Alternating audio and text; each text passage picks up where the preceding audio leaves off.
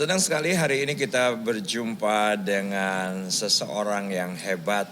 Jangan dilihat hari ini karena apa yang terjadi dengan Ibu Esra Manurung hari ini sangat luar biasa, outstanding, yang saya tahu karena ada Yesus yang menyertai Ibu Esra, suami, anak-anak, karir dan pekerjaan.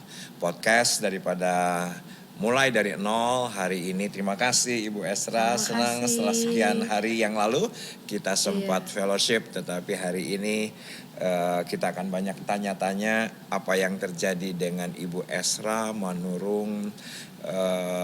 Maaf saya nggak ngomong sekian tahun, nanti ketahuan umurnya berapa. Jadi sekian tahun yang lalu memulai kehidupan dari seputar Tanjung Priok. Walaupun beberapa waktu yang lalu, waktu sebelum pandemi, ada Crazy Rich Tanjung Priok. Yang mobilnya banyak, mogenya banyak. Tetapi bukan kita menceritakan Crazy Rich daripada Tanjung Priok, tapi kita akan mendengar menjadi inspirasi bagi generasi sekarang, di mana kehidupan daripada Ibu Esra juga sedang dalam proses difilmkan. Saya begitu yakin akan jadi inspirasi bagi teman-teman yang mengikuti podcast Mulai dari Nol. Kita akan lihat dari nolnya di mana sehingga menjadi seperti hari ini, luar biasa. Gimana Ibu Esra cerita seputar Tanjung Priok? Tanjung Priok itu pinggiran Jakarta, di pinggir dekat laut. Ya. Nah di sana itu panas ya, panas. Lalu tempat kami tinggal itu Pak, di samping tempat pembuangan sampah. Wow, terbayang seperti apa? Ya, kalau sore itu sampahnya sering dibakar. Secara besar-besaran. Jadi ya asap. Asap itu pasti berjam-jam ya. Dan yang seru tuh kalau hujan. Nah, hujan itu aromanya luar biasa dong. Sangat luar biasa. Ya, saya tidak suka tinggal di sana. Walaupun dibesarkan di lingkungan yang sebenarnya rumah kami itu kecil tapi bersih. Uniknya ibu saya orangnya pembersih. Jadi walaupun tinggal di daerah seperti itu, rumah kami bersih, tetap nggak betah. Jelas. Karena kalau pergi sekolah, saya sampai di aspal jalan itu sepatu saya udah kotor. Saya pengen banget sampai sekolah sepatu saya bersih gitu, tapi nggak bisa. Pasti kotor. Apalagi kalau habis hujan kan. Pasti. Wah itu. Lalu nyamuk ya. Jadi saya kalau tidur itu pasti pakai tangan panjang, celana panjang. Pakai autan. Pakai kelambu. Maaf, saya tidak di-endorse sama autan. Oh ya. Dulu kayaknya belum rame deh autan ya. Dulu itu tahu. yang melingkar itu loh, hijau. obat nyamuk, baygon. Iya, baygon hijau. Dan kelambu, udah kelambu, tangan panjang. Panas dong. Panas. Jadi memang gak layak sih untuk dihuni. Itu bukan tempat untuk tinggal. Itu kan sebenarnya jalan industri untuk kontainer-kontainer lewat ya. Tapi ada tanah-tanah girik milik negara. Nah itu diperjualbelikan dengan di bawah tangan. Ya orang tua kami mampunya beli di sana Pak untuk tinggal. Jadi saya menjadi anak kecil yang memberontak dengan keadaan itu dan menjadi remaja yang marah. Kenapa saya harus tinggal dan besar di sini? Siapa yang punya keputusan harus seperti ini ceritanya gitu loh. Ya jadi saya memang marah. Berapa lama Tante di sana? Dari umur berapa sampai ke berapa? Dari kelas 3 SD sampai kuliah. Wow, lama dong. Sampai menikah lah, saya baru hampir menikah baru saya keluar dari situ. Iya. Lama banget ya. Lama sekali. Dibesarkan di dekat tempat sampah. Jadi saya merasakan yang namanya kemiskinan secara finansial itu menurut saya pribadi ya Pak. Itu adalah penyakit ekonomi sih, penyakit sosial yang bisa disembuhkan. Bisa disembuhkan. Gak ada penyakit yang gak bisa disembuhkan di dunia ini. Betul. Sebenarnya sih. Betul. Nah, papa mama daripada Ibu Esra waktu itu pekerjaannya apa sampai harus mengambil keputusan ada di sana dan tinggal cukup lama di sana? Iya, ayah saya itu sebenarnya tipe Indonesian Dream ya. Pindah dari Toba. Orang tuanya kan di Toba. Terus dia lari dari Toba umur 9 tahun, mencoba mengadu nasib karena gak suka dengan ibu sambung. Ya, oke. Terus ayah saya lari ke kota Medan. Di kota Medan bapak saya itu sebenarnya menggelandang. Nah, hebatnya bapak saya, dia menceritakan sejarah itu kepada saya. Dia memilih saya anak pertama kan. Sekarang kami 8 bersaudara, tapi dulu kan 7 bersaudara, tambah adik dari ibu sambung. Jadi ayah saya itu menceritakan sejarah dia. Jadi papa tuh lari dari Toba, tinggal menggelandang di Medan, sampai akhirnya bapak itu jadi tukang cuci piring di restoran. Untuk menyambung hidup. Nah, dia belajarlah sama pengusaha-pengusaha Cina di Medan ya, gimana sih mereka bisa maju. Terus papa saya dari tukang cuci piring jadi supir pribadi. Nah, seumur hidup bapak ya jadi supir. Oh gitu. Dari supir pribadi, dia berpikir kayaknya kalau saya kayak gini terus, anak-anak saya masa depannya apa gitu di kota Medan. Jadi bapak sama mama bertekad mengadu mimpi ke Jakarta. Ya mampunya di sana Pak, terdamparlah mereka di Cilincing Tanjung Priok itu. Tapi sepertinya bapak saya sudah memilih saya, anak perempuan paling gede, kalau orang Batak tuh bilang Boru Panggoaran gitu kan. Jadi Bapak Esra. Kan dipanggilnya Bapak Esra. Jadi Bapak memilih saya yang diceritakan sejarah ini. Bapak menjadi supir truk dulu di Priok, kan di sana truk-truk semua. Lama-lama bapak saya jarang pulang, jadi mama saya merasa nggak harus gini deh menyambung hidup.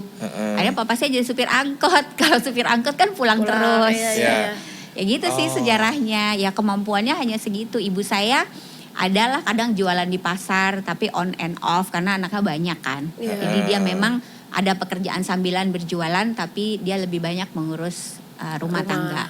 Anak-anak Nah jadi waktu ibu tinggal di sana dari kelas 3 SD sampai dengan kuliah bahkan menjelang menikah, fokus ibu ya sekolah atau sambil bantu orang tua dagang sampai bantu orang tua lakukan sesuatu dari sisa waktu setelah pulang sekolah? Iya, bapak mama saya adalah pasangan yang percaya pendidikan.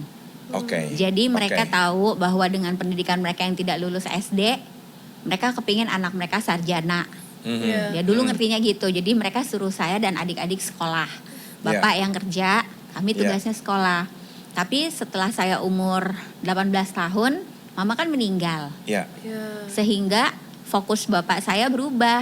Jelas. Dia seperti kehilangan pak teman gitu loh untuk Indonesian Dream-nya dia gitu. Jadi dia merasa sia-sialah semua ini. Nah, di situ dia putus asa dengan mimpinya. Lalu bapak kan hilang, meninggalkan kami. Tiba-tiba aja gitu? Iya, pergi.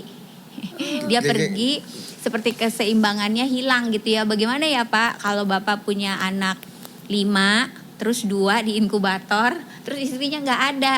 Iya sih. Dan saya tahu bagaimana bapak saya berusaha minta tolong sama keluarga dekat, ada yang diajak nikah atau diminta jadi ibu sambung gitu, ya nggak mau karena kan aduh udah miskin anaknya banyak. Nah papa saya kayaknya sedih, terus dia hilang.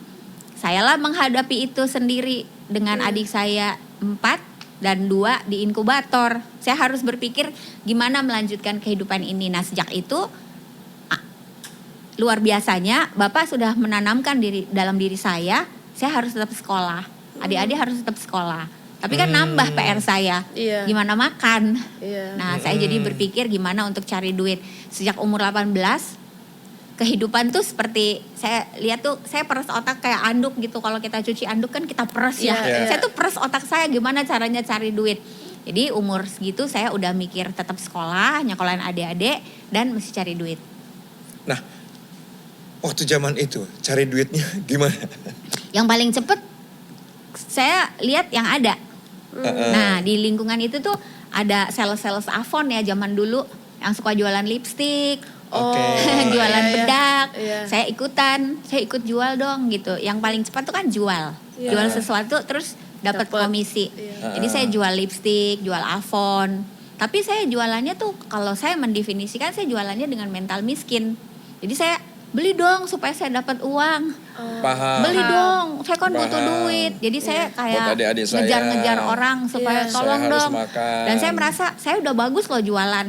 Saya kan nggak minta uang, saya cuma jualan. Masa sih kamu nggak mau bantu saya? Tapi ternyata jualan dengan cara kayak gitu juga menyebalkan ya. Jadi saya nggak berhasil. Nggak berhasil? Nggak. Kayaknya orang-orang sekali beli besok digituin lagi udah nggak mau kan. Iya sih. Jadi saya menemukan itu mental saya waktu itu mental miskin jadi sales. Menyebalkan banget sih ketemu sales kayak gitu. Siapa yang peduli sih sama masalah kita? Ya kan? Orang yang penting kalau saya butuh saya beli. Jadi saya berhenti jadi sales Avon. Tapi sempat saya jalanin. Kemudian pekerjaan yang paling cocok buat mahasiswa apa gitu kan. Jadi guru lah, guru les.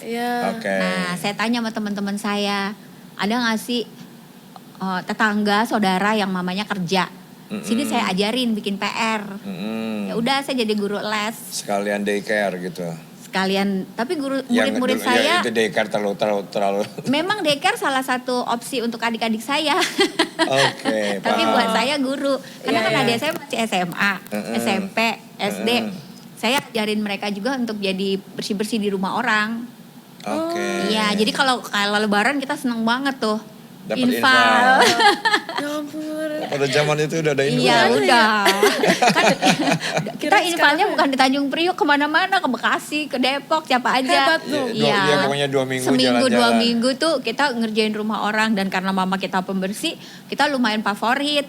Jadi kita selalu bersihin rumah orang tuh sampai ke ujung-ujung. Seperti mama kami ya kami bikin rumahnya mereka bersih. Jadi mereka seneng gitu loh. Kamu ada bagusnya. Mama juga gitu ya. Iya. Iya. Favorit jadinya. Terus infal adik-adik saya lebih ke ngajar supaya reguler dapat uang. Nah aku ngajarnya juga ke 5 penjuru mata angin. Jadi ke utara, timur, selatan, barat. Pokoknya barat daya semua saya jalanin buat punya murid sebanyak-banyaknya. Sejam pindah gitu. Wow. Nanti malam saya kuliah. Ya karena saya kan ada adik-adik ya. Gimana saya nggak ngurusin mereka gitu kan? Nggak mungkin lah saya. Kita harus makan. Iya. Sampai segitu beratnya ya. Dan sekarang adik-adik ada di mana? Di Jakarta? Adik-adik saya semuanya puji Tuhan sekarang 7 ya. 1 meninggal kan yang bayi itu. 1 meninggal. Sekarang kita semua ada yang 1 di Amerika, dia nikah sama orang Amerika. 1 di Bali, 1 di Surabaya, dan sisanya di Jakarta. Deket banget dong berarti ya. Bondingnya. Cukup dekat kami. Karena mama juga ngajarin kita dulu kakak adik harus saling nolong gitu. Mereka suka mengajari kita lewat lagu. Gitu. Iya, jadi kalau di orang Batak itu kan ada lagu anakku naburju lah, anakku apalah ya, coba ada nyanyiin. lagu yang coba nyanyiin. Anakku naburju, anak hasiaku. Jadi itu ayahnya nyanyi anakku yang baik. Kamu tuh waktu kecil bandel, tapi nanti kamu udah besar sukses. Terus kalau kamu udah sukses, nanti tolongin ya adik-adik kamu. Kamu saling mendoakan, saling menopang, dan kalian semua hidupnya yang bermartabat. Hebat ya. Ada pesan-pesan lagu. Terus ada juga yang mereka suka nyanyiin waktu kita kecil tuh tentang orang tua yang menyekolahkan anak, walaupun dia teman-temannya pakai berlian, dia nggak pakai berlian. Teman-temannya pakai mobil, dia harus jalan kaki. Terus dia nggak bisa ikut hahaha, tapi dia kerja buat nyekolahin anaknya. Nah, jadi begitu papa saya kehilangan mimpi itu, saya nggak kehilangan mimpi itu. Lagu itu sudah tertanam di dalam hati saya bahwa sekalipun aku harus berteriak-teriak ke gunung ke bawah untuk cari makan, tapi anakku harus sekolah. Kayaknya lupa yang itu. Iya, jadi seru banget. Oke. Podcast mulai dari nol ini kita akan terus belajar dan terus menggali ya sampai di titik puncaknya Ibu Esra Manurung. So jangan kemana-mana karena kita akan sambung lagi di episode berikutnya.